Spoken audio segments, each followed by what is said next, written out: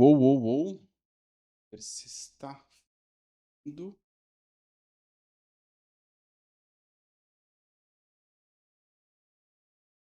Já conectou? Vamos ver se está tudo certo. Aparecendo. Se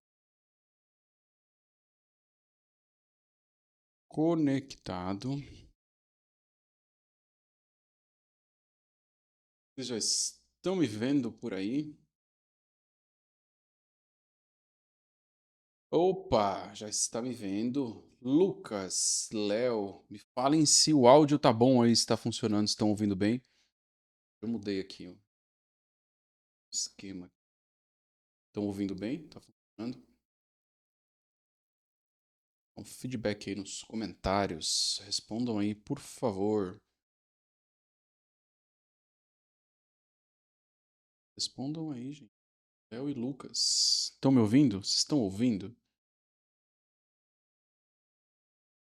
Ó, responde aí se vocês estão ouvindo. Ah, ótimo. Boa, Lucas.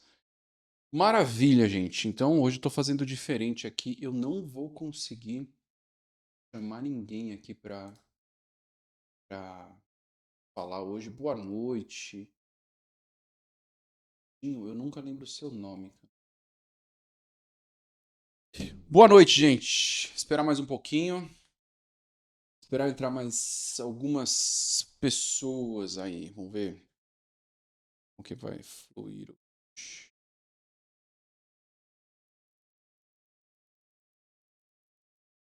Um minuto, gente. Pouco.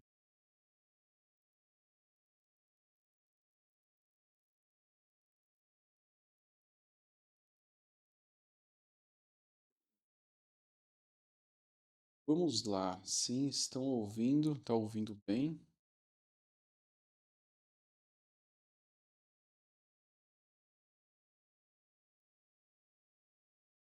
Mais um pouquinho.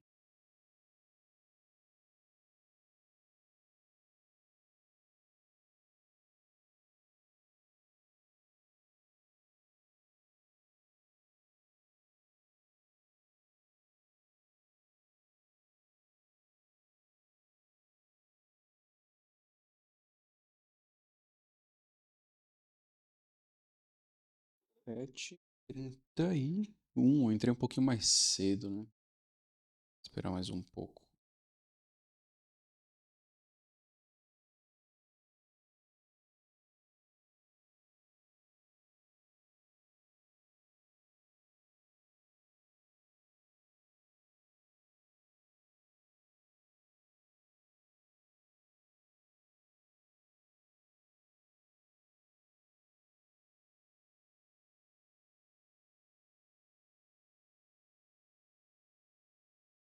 Vamos lá, gente. Vamos lá.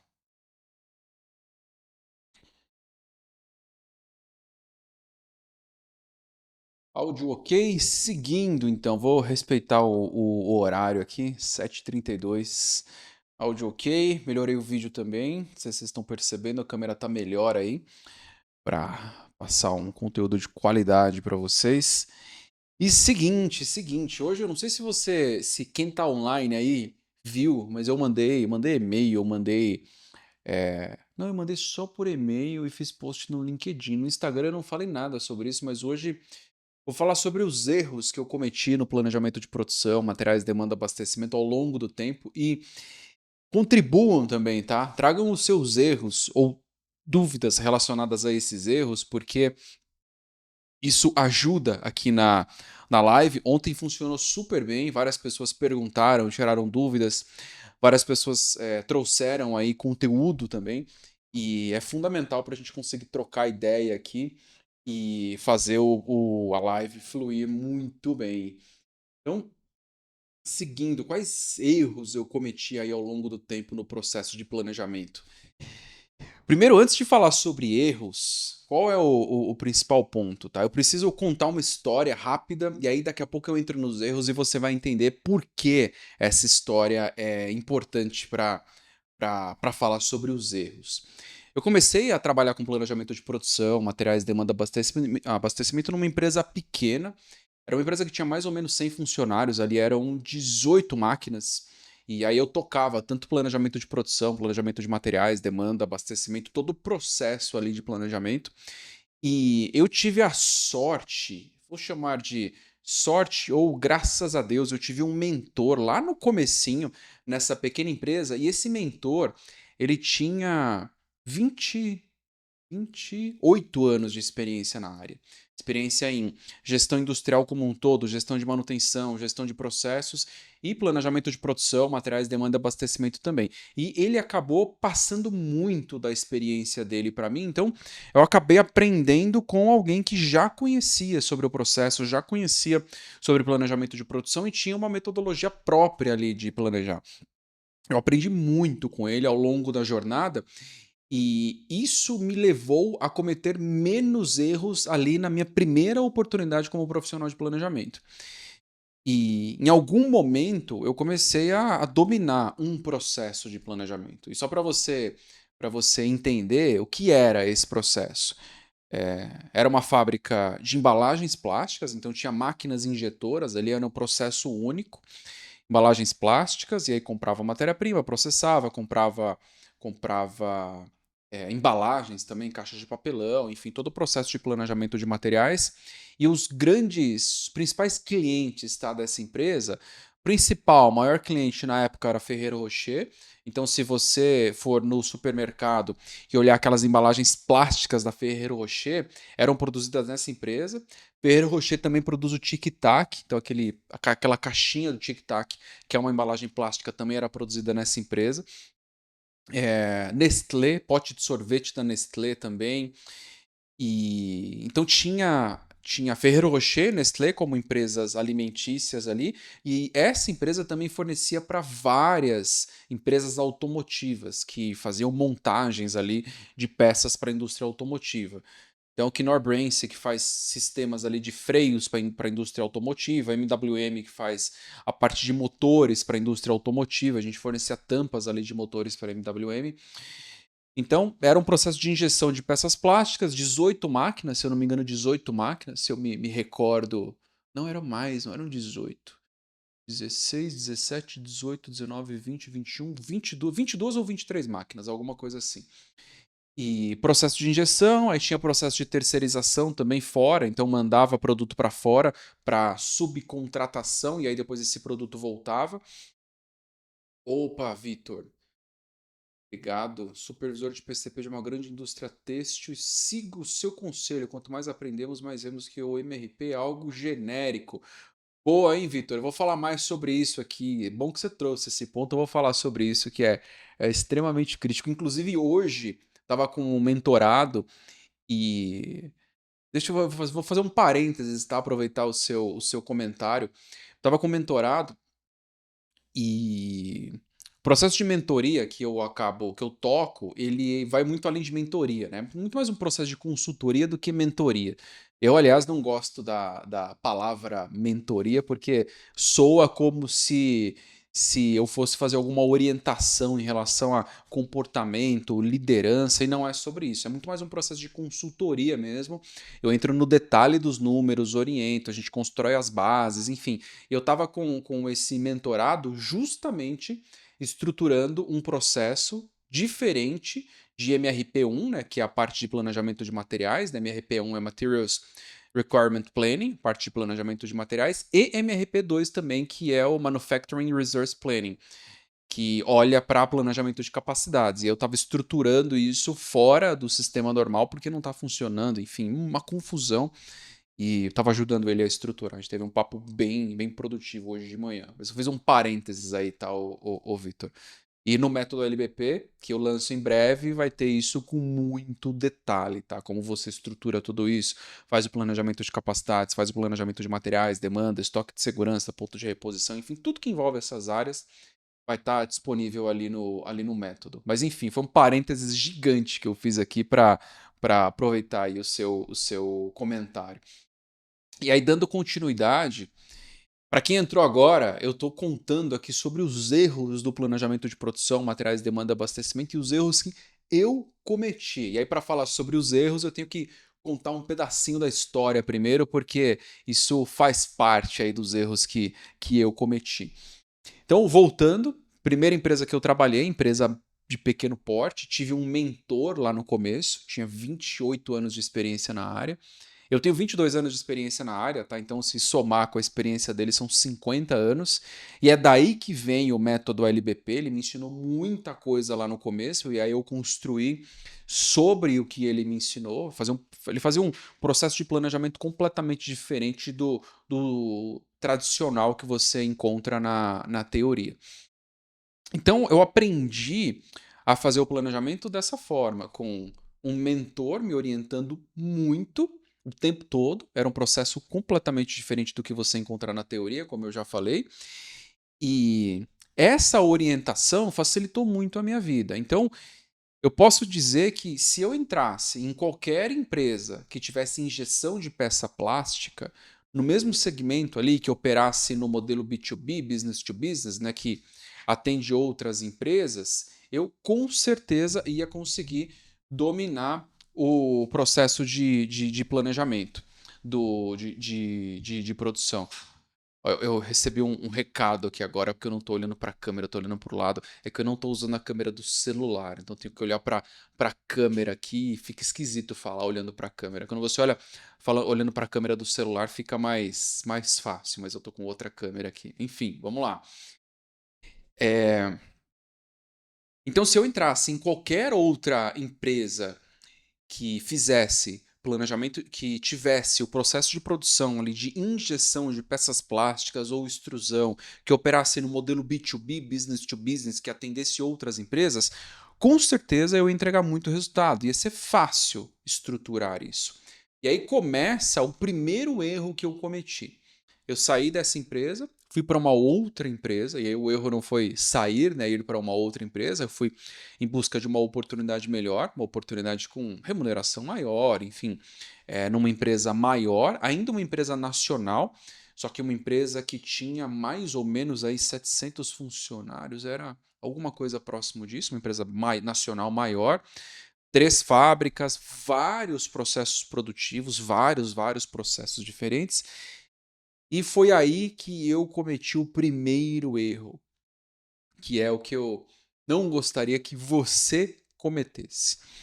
Qual o primeiro erro? Você dominar um tipo de processo de planejamento e acreditar que esse processo de planejamento é mais do que suficiente para você entregar resultados em outros processos de planejamento. E aí, quando eu falo processo de planejamento, entenda processo de produção, tá? Deixa eu corrigir. Você achar que fazer o planejamento de produção, materiais e demanda em um processo de produção é a mesma coisa de fazer o planejamento de produção, materiais e demanda em outro processo de produção. São coisas completamente diferentes. E eu achava que eu dominava. E aí comenta aí, coloca nos comentários se você já fez planejamento de produção em processos diferentes ou se você já passou por esse tipo de situação onde você saiu de um tipo de processo de produção e foi para outro e aí teve muita dificuldade para entregar resultado. Esse foi o meu caso. O primeiro erro, achar que eu dominava ali o planejamento de produção, achar que tudo estava funcionando muito bem, mas não era isso. Então, dominei ali um tipo de processo, mas aí eu entrei em um outro tipo de produção e isso aconteceu 17 anos atrás, talvez. Capacidades diferentes, arranjos diferentes, exatamente, ô Vitor. E aí, arranjo produtivo diferente, célula, modelos de célula de produção, sequência de produção diferente. E só para você entender o que eu estou falando, nessa operação tinha um processo que era como se fosse uma rotomoldagem, tinha essa parte, e produzia boias para a indústria de pesca, e era completamente diferente a forma de planejar, não tinha como fazer o processo de planejamento igual eu fazia o processo de planejamento ali na indústria de peças plásticas, impossível fazer isso. Então tinha que ser diferente. Tinha um bloco ali com 24 teares, então era um bloco de indústria têxtil também, com teares, aí tinha um outro bloco com 6 teares, com outro processo de produção, que tinha um processo prévio de montagem dos carretéis ali que iam para o tear. tinha trançadeira, torcedeira, processo de extrusão de fios, enfim, vários processos produtivos na mesma planta. Se eu fosse para outra planta de produção, tinha outros processos, e aí um processo dependente do outro, e cometi vários erros nessa jornada, vários, vários, até entender que um método de planejamento de produção, um modelo de planejamento de produção, ele não se encaixa em todos os processos produtivos. É muito importante você ter isso em mente. Não dá para encaixar um modelo de processo de planejamento de produção. E aí entenda, quando eu falo planejamento de produção e planejamento de produção,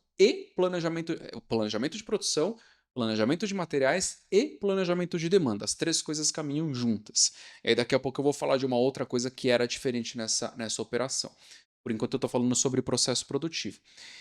Então, o erro de achar que uma forma de planejar se encaixa em qualquer processo produtivo me levou a ter vários problemas. E eu demorei muito tempo para entregar resultado nessa segunda oportunidade. E aí, nesse momento, eu encontrei um outro problema, porque não é só o processo produtivo que pode ser diferente. Lembra que eu falei que na primeira experiência ali eu tinha um processo, uma empresa que operava no B2B, business to business, atendia outras empresas de negócio para negócio, e aí estes negócios que eram atendidos, os clientes eram grandes empresas de produção também. Dei os exemplos para você, os nomes, né? Ferrero Rocher, Nestlé, Knorr-Bremse, que faz a parte de freios automotivos, MWM, que faz a parte de motores, enfim, várias empresas, mas são empresas que usam os recursos. Já respondo o seu comentário, ô Vitor, já volto nele aqui. Não vou esquecer dele, não. Já. Então, ó, me perdi aqui, ó. Fui ver o comentário. Vou esquecer os comentários por enquanto. Daqui a pouco eu volto. Então, quando você. Era uma empresa que enviava matéria-prima, então o que eu produzia era matéria-prima para uma outra empresa utilizar no processo produtivo e atender os clientes ali no final. Então, era um business to business to business, tá? Ok? Não era para o consumidor final. E já nessa segunda oportunidade, que aí é uma forma diferente de planejar também, você precisa entender isso.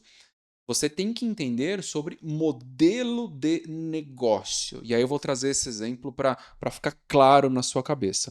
E aí eu falo modelo de negócio. Se você for buscar na teoria, você vai encontrar como ambiente produtivo, mas não é um nome que reflete o todo de uma empresa. E você vai entender por que eu estou falando sobre modelo de negócio. Que aí foi mais um erro que eu cometi e acabei aprendendo como operar em um modelo de negócio diferente. Nesse segundo caso, era uma empresa que era business to consumer. Então era de negócio para cliente final. Era uma empresa que atendia varejistas. E aí estes varejistas atendiam o cliente final. Então é completamente diferente o processo de planejamento nesse caso, porque você tem um portfólio de produtos muito maior e você não está atendendo um cliente que tem mais estabilidade na compra. Quando você está atendendo uma indústria, você deveria, tá, ter mais estabilidade na compra, mas não é uma realidade. Mas no meu caso, lá na primeira experiência, tinha mais estabilidade na compra, era mais fácil, entre aspas, fazer o planejamento. Nesse segundo caso, você tem que construir uma previsão de vendas, você tem que estruturar um estoque de segurança, porque você tem um portfólio de produtos maior que é enviado para o varejo. E aí um pedido de varejo, ele vem com 200 itens, com 250 itens em um pedido só. E aí se você tem falta de 3 ou 4 itens em um pedido com 200, o pedido todo ele pode ficar parado. Aí você tem vários problemas se isso acontece, né? E se você fatura o pedido imediatamente, você cria outro problema, né? Porque pensa o seguinte, você tem 200 itens num pedido. Tá faltando 10 itens, você manda 190. Aí você pagou um frete. Se o frete é por sua conta, você pagou um frete. Ficaram faltando 10 itens. Depois você vai mandar esses 10 itens de novo, aí você vai ter que pagar outro frete. Você tem um custo absurdo aí em função da falta de produto. Então a forma de fazer o planejamento é completamente diferente. Muito importante fazer a projeção de vendas, exatamente, ô Vitor. E aí você tem que avaliar item a item, você tem que entender, você tem que agrupar por família, porque cada família de produto tem um comportamento diferente. Você tem famílias específicas, no caso desse negócio que eu estou trazendo como exemplo, tinha famílias que tinham uma sazonalidade ali específica. Só que a sazonalidade acontecia só naquela família. Tá? E aí tinha uma outra família que tinha um outro tipo de sazonalidade, que vendia mais em outro período do ano. Então essa projeção de vendas é fundamental. E além disso, você precisa saber como definir quais itens você vai manter em estoque, quais itens você vai produzir sob encomenda, e não é trivial fazer isso. Você sentar e fazer conta é fácil, tá? Fácil entre aspas, tá? Se você fazer a conta direito é difícil. Mas você fazer conta, ok, funciona. Só que como que você informa o time comercial de que aquele item é feito sob encomenda? Como que lá na ponta o time comercial está com a informação na mão e consegue tomar decisões melhores ali com o cliente?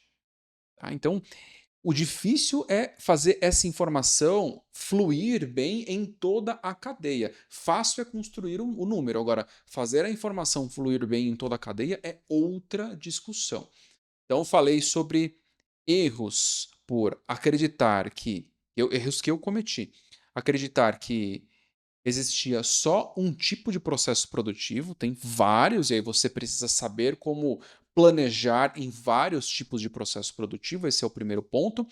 E o segundo ponto, acreditar que existia só um modelo de negócio, não tem vários modelos de negócio diferentes. Vários, vários, vários. Daqui a pouco eu falo de outros erros, e aí você vai entender como o modelo de negócio e como o processo produtivo influencia aí na hora de você tomar decisões em relação ao planejamento. Deixa eu voltar aqui para os comentários, pegar o comentário do Vitor aqui, ó, quando fui designado para criar e organizar o setor de tecelagem sem costura, onde temos um modelo de máquinas em paralelo, foi um desafio até entender que cada máquina tinha que ter uma programação. Excelente ponto, o Vitor.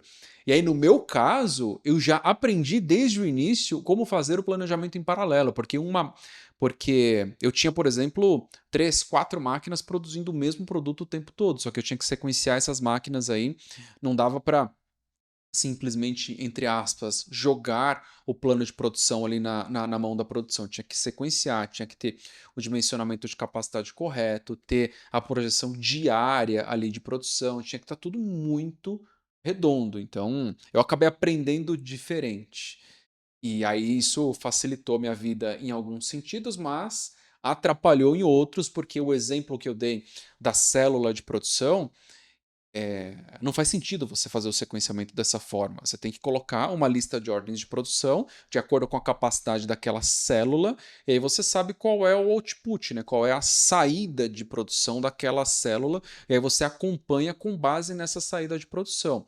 E se você tiver ainda mais conhecimento de planejamento de produção, você consegue transformar uma célula em uma operação independente, que você não precisa nem colocar a mão. Você faz o dimensionamento, e aí eu vou voltar para um ponto que é clássico, clássico, clássico, mas funciona muito bem.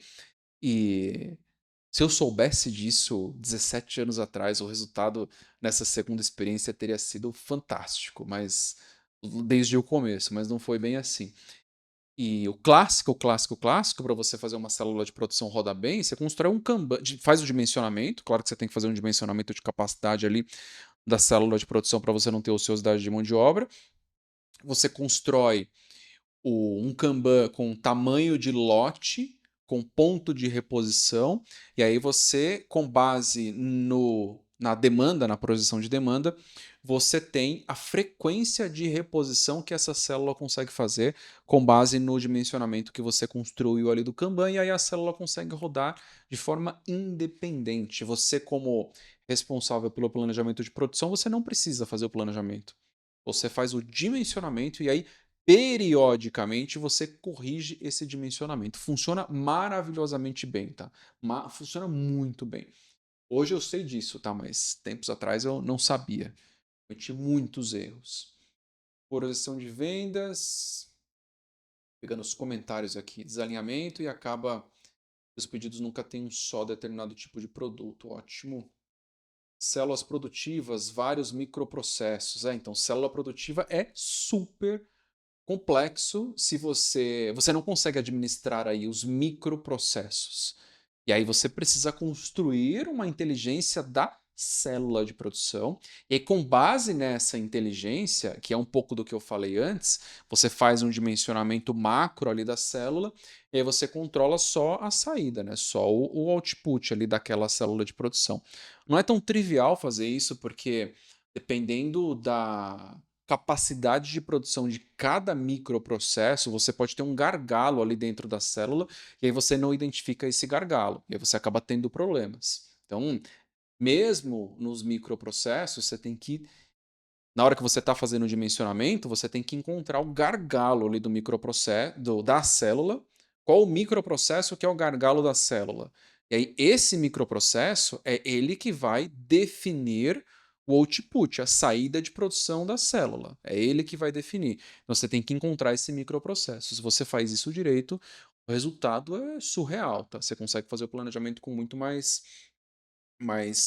facilidade. Exatamente, ô Vitor. Eu vou te falar, eu gosto de realidade, não cronoanálise. Cronoanálise é muito bom para você construir o standard ali, né? Construir o padrão de produção, mas realidade é muito melhor do que você fazer só a cronometragem aí. Cronometragem é a referência, você tem que ter isso, mas a realidade vai te mostrar se você está entregando aquele volume previsto ou não. Então, seguindo aqui com os erros. Qual o segundo? Eu falei desses dois erros que eu cometi, que você não precisa cometer esses erros. Estou aqui justamente para te ajudar a não cometer esses erros. E aí eu vou, vou, vou recapitular aqui. Existem processos produtivos muito diferentes, e aí você precisa saber como planejar em diferentes processos produtivos, tá? Entenda isso. Você pode estar com uma experiência única aí, achando que é o único jeito de fazer o planejamento, mas quando você vai para uma outra oportunidade, ou quando você está entregando consultoria em alguma outra empresa que tem um processo produtivo completamente diferente, aí você apanha e não consegue entregar o resultado. Então, processos produtivos são diferentes, parece óbvio, mas você só entende a realidade quando você vai tentar fazer o planejamento de produção num processo produtivo diferente. E o segundo ponto, modelos de negócios são diferentes, mas completamente diferentes. E aí, para cada modelo de negócio, você tem uma forma diferente de atuar. E aí, é uma forma diferente de atuar desde o sequenciamento de produção, o dimensionamento da produção, até o nível de contato que você tem com o cliente. Vou dar um exemplo lá do primeiro modelo que eu falei que era uma empresa que atendia outras empresas. Com os principais clientes, com a pessoa responsável pelo planejamento ali, por definir o volume dos principais clientes, eu falava praticamente toda semana. Porque é aquela pessoa que está definindo a quantidade de compra e aí é ela que está direcionando a necessidade de produção. Eu tinha contato o tempo todo. Aí, quando eu vou para um modelo de empresa que atende o varejo, você já não consegue ter contato com todos os clientes, é impossível. Impossível. Eu já operei empresa que tinha 30, que atendia 30 mil pontos de venda. Então, 30 mil clientes. É impossível você ter 30 mil lojas, ok? 30 mil varejos. É impossível você ter um contato de todos, claro. E aí você precisa construir inteligências de consolidação para dimensionar a demanda e para conseguir atender a demanda da forma correta. E principalmente, é, desenhar um modelo onde você tenha capacidade de reação, onde você tenha velocidade de reação, e esse é de longe o principal problema das operações. Elas olham muito o nível macro e o micro não tem capacidade de reação suficiente. Ó, só o Vitor tá comentando aí, gente. Cadê? Preciso do comentário de vocês aí, experiências de vocês relacionadas a processos de produção diferentes, a modelos de negócio diferentes. Tragam comentários aí. Os comentários estão excelentes, ô Vitor. Você vai longe profissionalmente com esses comentários aí. Muito bom. Maurício entrou, Hugo também, Anderson, Rodrigo. Como você orienta empresas que são excelência operacional, está criando personalização nos produtos. Fica um pouco mais complexo escalar a produção. Ótimo ponto, o Vitor. Se você for pesquisar na teoria, até um tempo atrás você encontrava só quatro modelos, quatro ambientes produtivos, né? Quatro modelos de negócio. Make to Stock, MTS, feito para estoque, Make to Order, que é MTO, feito sob encomenda, Assembly to Order, que é feito para montagem, e o Engineer to Order, que é feito baseado em projeto. Mas se você vai nos modelos atuais, você encontra um outro ponto que é, eu não lembro a sigla, tá? Mas é personalização em massa. Esse é o ponto em português.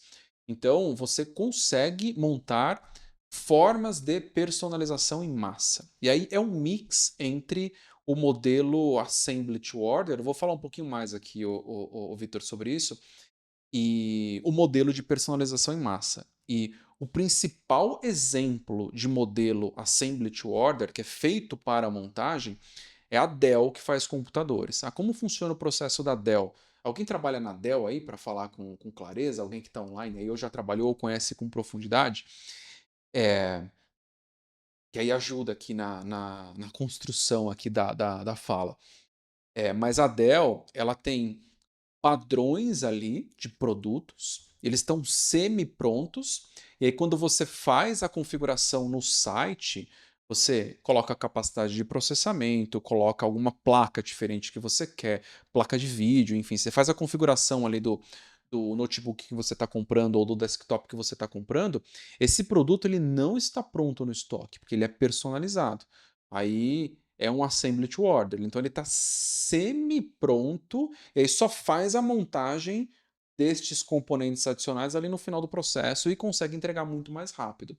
Então, essa é uma forma, tá, o Victor? Você construir um modelo que é parecido com isso, parecido com Assembly to Order, que você só faz a última etapa de personalização ou as duas últimas etapas. Você deixa tudo que é excelência operacional, altíssima eficiência, você faz antes. Processos em sequência, lotes maiores, você produz tudo antes e aí você faz a personalização só no final. É uma forma de fazer isso funcionar direito. E ou ou e aí eu estou falando só da parte de planejamento de produção. Não sei qual modelo de operação que você está falando, mas um outro caminho é negociação com clientes. Então, se ele quer personalização, tem um lote de produção maior, mas isso é super complexo de fazer e isso trava venda.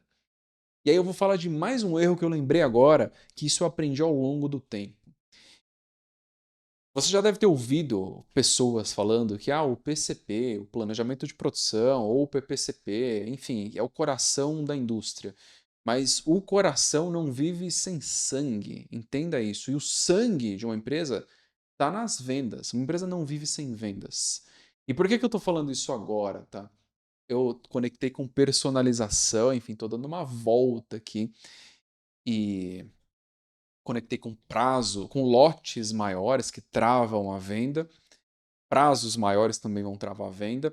E por que eu fiz essa conexão? Porque você, como responsável, como pessoa que trabalha com planejamento de produção, e aí você pode estar entregando consultoria, pode ser um analista, programador de produção, qualquer coisa aí relacionada a essa área, o seu foco precisa ser em melhorar a venda, facilitar a venda.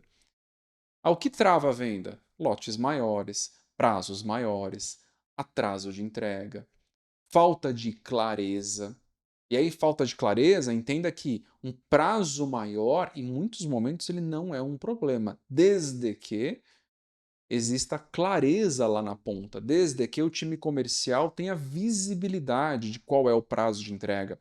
E visibilidade, por exemplo, de uma projeção de aumento no prazo de entrega. Minha capacidade de produção está sendo tomada, então o prazo de entrega que era de 5 dias, ele foi para 7 dias. A expectativa é que esse prazo aumente para 10 dias na próxima semana. Se o time comercial tem visibilidade disso e consegue ter essa informação na mão, ele consegue entregar muito mais resultado, mas muito mais. E sempre tem uma correlação Vou falar mais sobre isso entre esses indicadores e o resultado nas vendas. Aonde que eu aprendi isso? Não sei se todos sabem, mas durante 6 anos e meio, eu fui responsável pela operação de entregas do iFood. E eu saí do iFood em dezembro, eu estava lá como vice-presidente de operações e eu tocava toda a operação de entregas do iFood.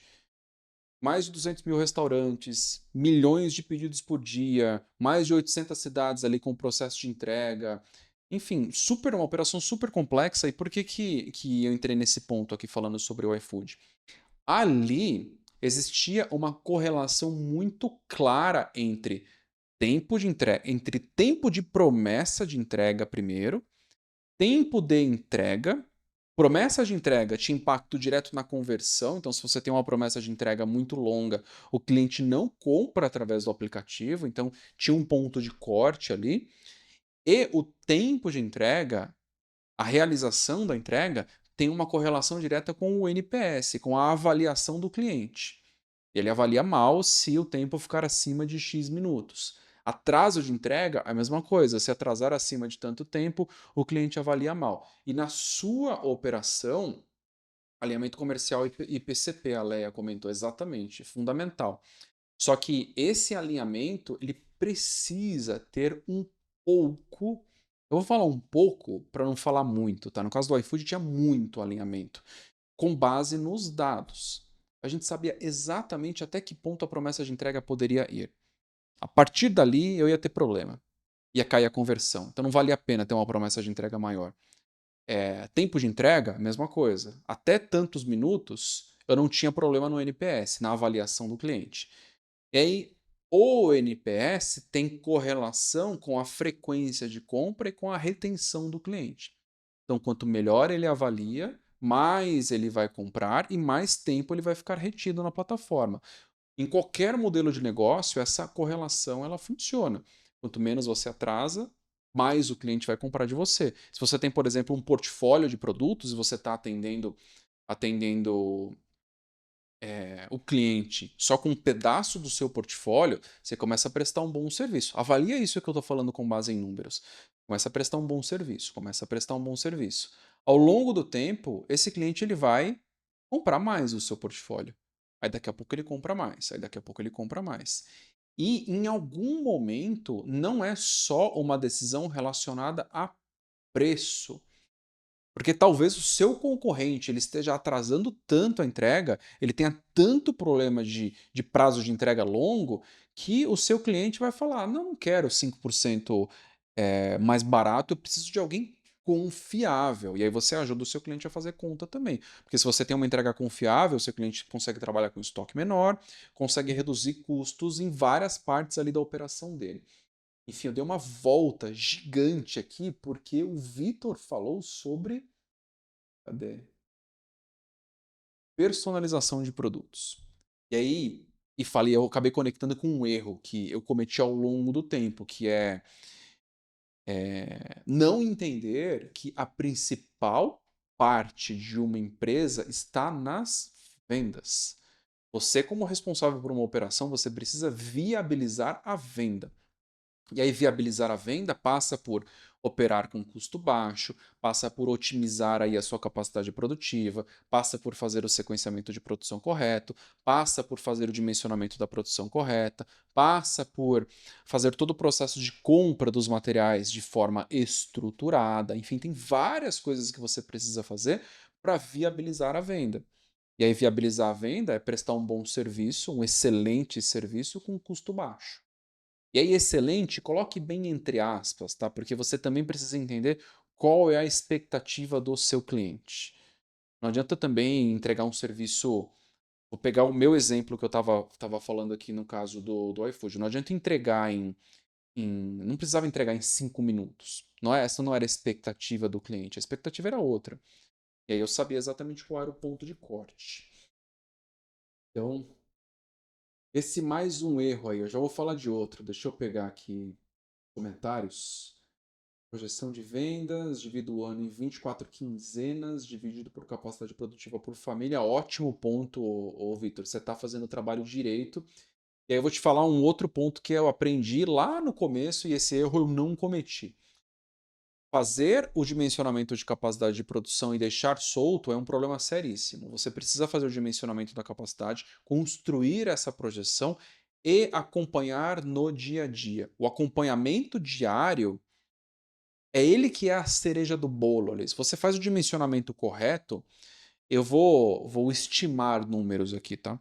Se você faz só o dimensionamento de capacidade de produção correto e você tem estoques coerentes, você não tem um excesso de estoque de produto acabado, você tem estoques coerentes, você vai conseguir entregar, vou estimar números aqui, 85% dos itens no prazo correto. Ok? Ou ter 85% de disponibilidade aí imediata, dependendo do modelo de negócio que você estiver operando. Agora, quando você faz o acompanhamento diário e todos os dias você faz um pequeno ajuste, e eu ensino exatamente isso no método LBP, como que você faz esses pequenos ajustes sem prejudicar a operação como um todo, e todos os dias você faz esses pequenos ajustes, você leva esse nível de serviço para 99% quando você não chega em 100%. Eu já tive operações que tinham 100% dos pedidos entregues no prazo, 100% de disponibilidade de produto. Por quê? Porque tinha essa etapa que você comentou, Vitor, e tinha também um acompanhamento diário. Então, quanto vendeu ontem? Faz um ajuste. Quanto produziu ontem? Faz um ajuste. E aí para todos os produtos, para todas as linhas. Oh, cansei de falar aqui. Deixa eu dar um tempinho aqui. Já pego o seu ponto. Comentário da Leia. Perfeito. Alinhamento do comercial e do PPCP. Super crítico fazer isso, Leia. Dificílimo. É uma arte. E eu vou te falar. Tem toda a parte de dados que você precisa ter para poder guiar, enfim, para orientar a discussão. Mas tem um ponto comportamental que eu diria que é, é super crítico e fundamental, importantíssimo, que quem está construindo esse alinhamento não pode se ver como um protagonista. Tá? É difícil compreender isso, mas se a pessoa que conduz esse alinhamento, quando você vai para estruturas maiores, a quem conduz o alinhamento entre essas áreas é um time de SNOP, Sales and Operations Planning, tal, ou IBP, em estruturas ainda maiores, mas não precisa ir nesse nível, tá? Mas tem que ter uma pessoa conduzindo esse alinhamento. Quem conduz esse alinhamento não pode ter ego, não pode querer ser o protagonista. Tem que ser coadjuvante ali no processo. Tem que ser a pessoa que consegue guiar o alinhamento, construir o alinhamento de uma forma que o comercial, isso precisa ser íntegro. Entende o que eu estou falando? Tem que ter integridade e verdade nesse processo, mas precisa ser de uma forma que o comercial entenda que também está participando da decisão, que o time industrial, a produção, entenda que também está participando da decisão, que o time de finanças entenda que está participando da decisão, que o time de compras entenda que está participando da decisão. Isso é uma arte, você conseguir construir esses alinhamentos. E eu falo uma arte, mas é uma arte que dá para aprender, tá? É igual desenho. Você consegue aprender a desenhar e dá para aprender a fazer isso também. Mas é complexo porque as pessoas acabam colocando o ego aí nessa, nessa relação, e aí isso é, é um problema gigantesco, gigantesco. E aí, no momento que você coloca os números em discussão, em muitos casos, não tem nem conversa. O número já respondeu o que precisa ser feito. Não tem o que falar. Só que aí precisa ter um alinhamento entre as áreas. Um, que é crítico. E isso vale para a empresa como um todo. Que é o entendimento de que o mais importante para a empresa é a venda. Tá? E aí é difícil compreender isso, porque aí parece que vou vender de qualquer jeito, vou vender a todo custo. E não é isso. É o entendimento de que a venda com custo baixo e com nível de serviço de qualidade é o melhor para a empresa. É isso que todas as áreas precisam buscar. Comentários, gente. Só o Vitor e a Leia que estão comentando aí. Eu vi mais de vocês. Cadê os comentários aí? Em breve eu vou começar a chamar em vídeo aqui. Como eu estou fazendo a live através do computador, com câmera, para ter mais qualidade aqui para você, eu não consigo chamar as pessoas aqui para conversar, eu só consigo é, ler aqui os comentários. Fazer mais comentários, se vocês não fizerem mais comentários, eu vou entrar em outro erro aqui que eu cometi. Esse foi gigantesco, quase que eu gerei um problema seríssimo ali para a empresa e foi erro por total falta de conhecimento lá no começo da minha carreira. E aí você não pode cometer esse tipo de erro e método LBP te direciona para não cometer esse tipo de erro, tá? Fazendo merchan aqui. Não vai vir mais comentário? Comentem aí alguma coisa. Comenta pelo menos oi, estou aqui, estou ouvindo. Ó, se ninguém for comentar, eu vou seguir aqui. Eu vou seguir aqui com o erro. Qual o ponto, tá? Ah, tem comentário. Ah, eu que não tava vendo, eu que tô doido. Ó, puxei pra cima aqui, ó, tem mais comentário. Olha, o problema sou eu. Fotos em tempo reais. Cadê, ó? Como lidar com o comercial vendendo acima da capacidade produtiva? Todo mês vendem algo que sabemos e avisamos que não conseguimos entregar. Aí chega fim do mês e cancela o pedido. Excelente ponto. Excelente ponto. E aí é complexo, tá? Porque eu vou falar sobre uma solução dificílima de implementar, mas é uma solução válida, tá? Primeira dúvida, antes de falar sobre solução, por que não tem capacidade produtiva? Essa é a primeira dúvida. Porque falta equipamento? É porque não tem turno extra de produção? É porque não foi feito um dimensionamento prévio? É porque o equipamento não foi comprado? Por que não tem capacidade produtiva? E por que eu estou falando isso? Porque em muitas situações, eu já vi isso acontecer várias vezes, em muitas situações, o O grande problema não era a falta de capacidade produtiva, era uma falta de capacidade produtiva momentânea. Mas aí, quando você fazia o dimensionamento da produção e jogava isso para frente, em algum momento ia ter espaço de capacidade produtiva, e aí ia ser possível antecipar a produção, formar estoque para evitar o período que tem falta de capacidade produtiva. Então, a primeira pergunta é: essa capacidade produtiva, ela é estrutural ou ela é pontual? Essa é a primeira pergunta. E como que você descobre isso? Você tem que fazer uma projeção aí ao longo dos meses. Qual a demanda ao longo dos meses? Pega o histórico ou faz uma projeção aí com base no alinhamento com o comercial. E aí você vai descobrir se você tem um problema estrutural ou um problema pontual. Tá? Se for pontual, aí você tem que falar que em determinado momento esse problema de capacidade produtiva vai ser resolvido, você tem que antecipar a produção e formar estoque, você não tem outra solução para isso. Na parte estrutural, você tem que quebrar em duas partes. É um estrutural com solução de curto prazo ou é um estrutural com solução de longo prazo? O que é solução de curto prazo? Se é um estrutural que você vai ficar com a capacidade de produção tomada nos próximos 12 meses, e aí você faz essa projeção, você mostra que a capacidade de produção ela vai ficar em 130% ou 140% nos próximos 12 meses.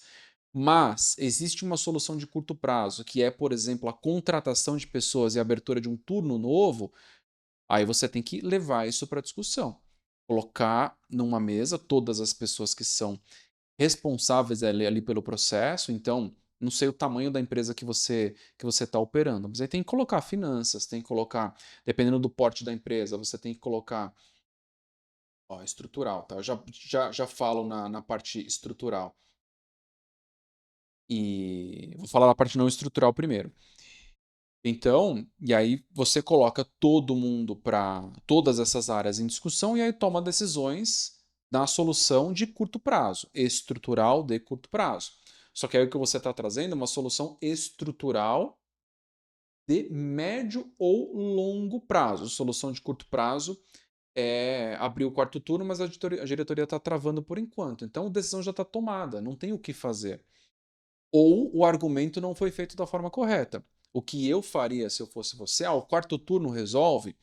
Senta com o time comercial, fala, ó, quarto turno resolve. Só que a diretoria está travando aqui. Como que juntos a gente consegue construir um argumento que convença? Quanto que vem de receita adicional se eu conseguir aumentar a produção? Sei lá, vem 2 milhões de reais por mês de receita adicional. Ótimo. Quanto que custa esse quarto turno? Aí vai custar 300 mil reais por mês a mais. Tá, 300 mil com 2 milhões de reais a mais de receita, qual que é a margem de contribuição desses 2 milhões? Vamos supor que seja 500 mil reais. Então, nessa brincadeira de adicionar o quarto turno, você vai adicionar 200 mil reais aí de rentabilidade na empresa. Muita ganância? Não é ganância, é uma decisão conjunta. Esse é o ponto, uma decisão conjunta. Vou reforçar, e aí entra um problema seríssimo. O foco da empresa é venda, é resultado.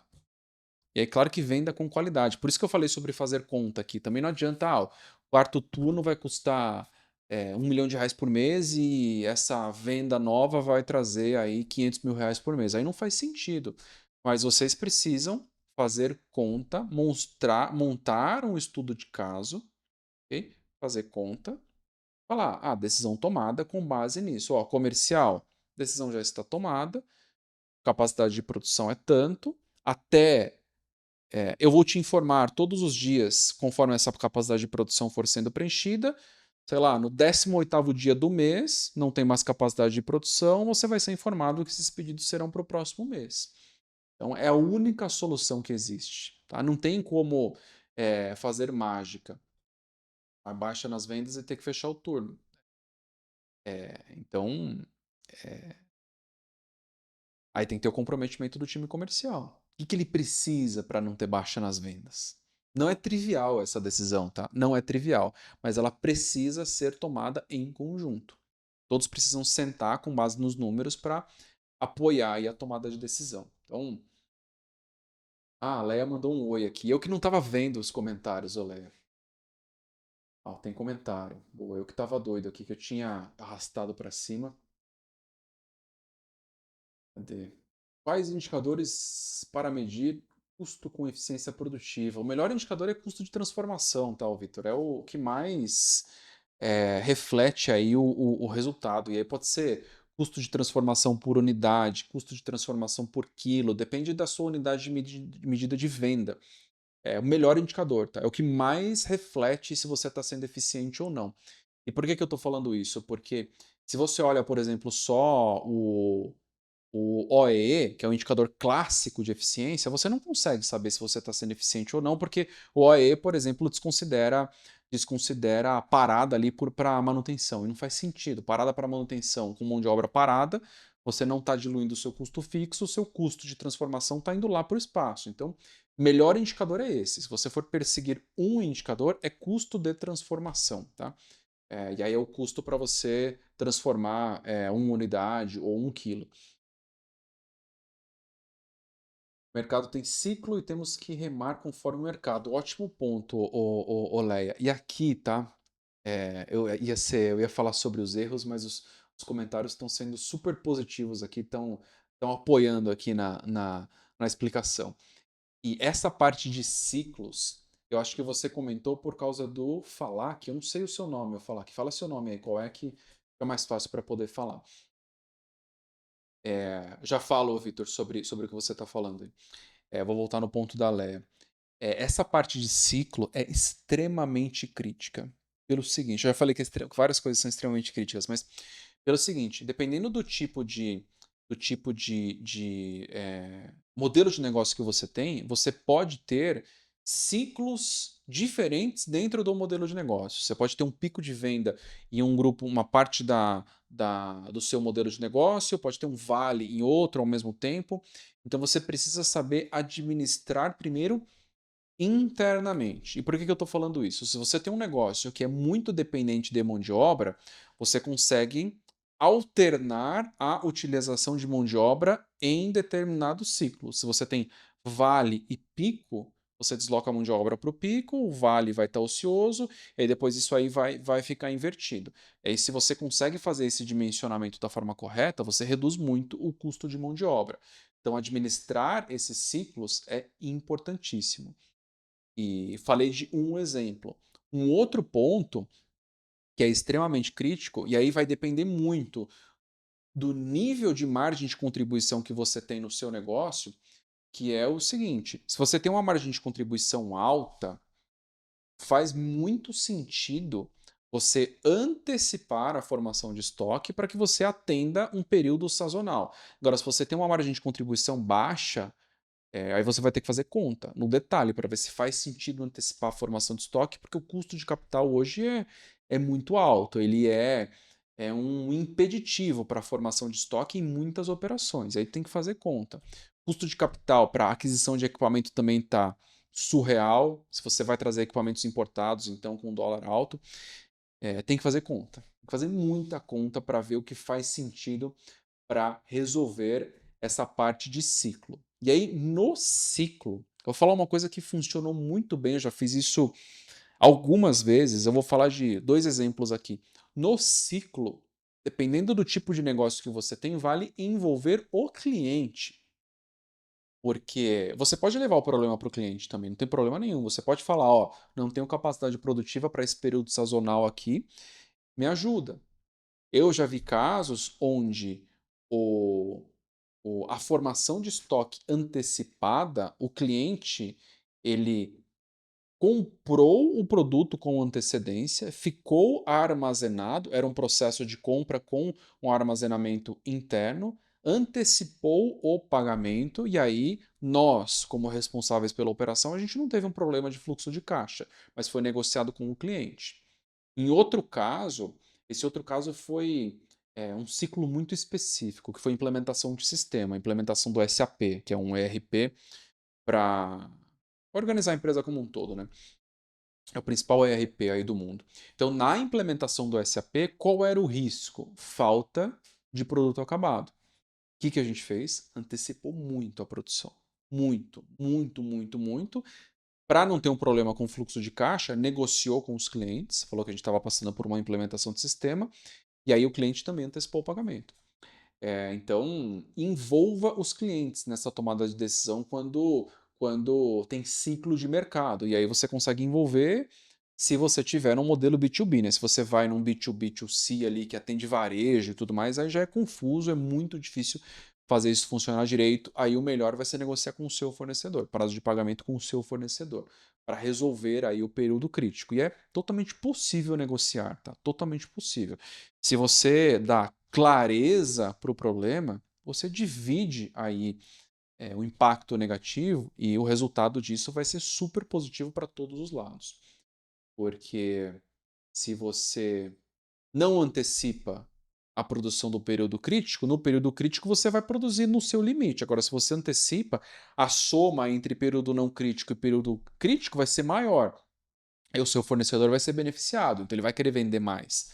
Você coloca esse argumento na mesa para discussão, com certeza ele vai mudar o prazo de pagamento nesse período crítico, aí, esse período de vale e de pico. Mas ótimo ponto, Olé. Victor, estou trazendo esse ponto porque eu estou fazendo um trabalho de que se melhorar a qualidade da matéria-prima, ganhamos produtividade e reduzimos o retrabalho. Excelente. E OE é muito específico mesmo, não vale a pena usar OE, tá? Para planejamento de produção, usa planejado e realizado. O OE ele mascara muitos problemas. E para você ver se você está sendo eficiente, usa custo de transformação, para você não olhar muito isoladamente aí o processo. E nisso que você está falando, Vitor, custo de transformação, tá? Melhor, é o melhor resultado. Porque aí você olha a sua capacidade produtiva tomada no limite máximo. Claro que o planejamento interfere diretamente nisso, tá? O planejamento pode destruir o custo de transformação de uma operação. Pode destruir. Destruir. E aí, se você não tem um dimensionamento de capacidade de médio prazo, com frequências de abastecimento corretas, com o processo de reposição correto, você destrói o custo de transformação de uma operação. Então não é só qualidade da matéria-prima, tá? Depende da quantidade de produtos que você produz por mês, quantidade de setups. E aí a definição da frequência de produção pode ter um resultado, talvez, tá? Mais positivo do que uma matéria-prima com uma qualidade melhor. Aí você tem que avaliar. Mas respondendo mais diretamente aí a sua dúvida, custo de transformação. Melhor indicador. Melhor indicador. Porque você olha custo fixo, olha tudo que está acontecendo ali na operação e entende o resultado. Mas eu estou até lembrando aqui, você tem que embutir esse variável aí no custo de transformação, tá? Ó, falei demais aqui hoje, gente. 1 hora falando. Vamos ver se tem mais algum comentário. João. Ou falar que é o João. João Falac. Ótimo.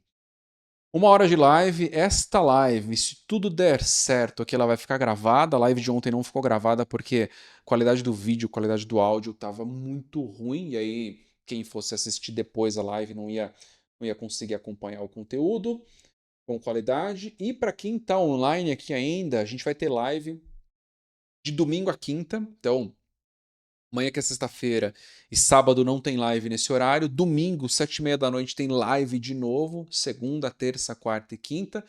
Então acompanhe, traga a sua dúvida aqui, traga alguma dificuldade que você está enfrentando, comentários, que o objetivo é te dar direção. E se você quer ter mais profundidade ainda, ter mais clareza em relação a como você entrega resultado, como você constrói resultado que te faça crescer e se desenvolver profissionalmente no planejamento de produção, materiais, demanda e abastecimento. Em breve, daqui a poucos dias, eu vou disponibilizar o método LBP, lista base painel, um preço justíssimo para você ter acesso a esse conteúdo, ter mais suporte, poder implementar aí o método LBP na sua operação e colher muito mais resultado. Eu tenho certeza de que foi isso que me trouxe, claro que não só isso, né, mas o método LBP é um dos pilares que me trouxe até aqui, tá? A última vez que eu apliquei ele foi no iFood, só trazendo como exemplo, e como o iFood é muito grande em receita, em volume transacionado, é um método que trouxe 200 milhões de reais de redução de custo no ano quando ele foi implementado. Hoje, se for fazer o dimensionamento correto com base no volume de hoje, passa de R$ 1 bilhão no ano de redução de custo. É uma metodologia que você aprendendo, você consegue entregar muito resultado. Fiz um merchan aqui no final, não era esse o objetivo, eu fiz porque tinha várias perguntas aqui, vários comentários interessantes que conectam aí com o método LBP. Ok, gente? 1 hora de live. Muito obrigado por quem acompanhou até aqui. Obrigado mesmo. Nos vemos aqui no domingo, de novo, domingo, 7h30 da noite. É segunda, terça, quarta e quinta. Traga a sua dúvida, tá? Traga a sua dúvida. Ó, eu vou responder uma última dúvida aqui, um último comentário. Quem que quer fazer algum comentário aí? Vou esperar um pouquinho, ver se tem alguém querendo fazer algum comentário. Domingo tô de volta, o Vitor. Boa noite, da Leia. Obrigado pelas dicas. Obrigado a você, Leia, por acompanhar. Ver se tem mais alguém fazendo um comentário aqui. Obrigado, sensacional. Estudando cérebro. Essa aí, ó, eu vou revelar para vocês quem é que tá aí falando estudando cérebro. É minha esposa que tá acompanhando. Esse Insta é dela. Olha aí eu revelando o segredo aqui. Enfim, gente, é isso. Muito obrigado. Nos vemos domingo, então. Até a próxima. Abraço para vocês e ótimo trabalho aí para vocês. Espero muito que vocês se desenvolvam. Obrigado, João. Se desenvolvam aí no planejamento de produção. Esse é o objetivo aqui, trazer conteúdo de qualidade para que você consiga se desenvolver, entregar resultado, crescer profissionalmente e tenha algo prático mesmo, que não seja aquele conteúdo chato que dá até dor de barriga de acompanhar. Beleza? Obrigado, gente. Abraço, até a próxima. Tchau, tchau.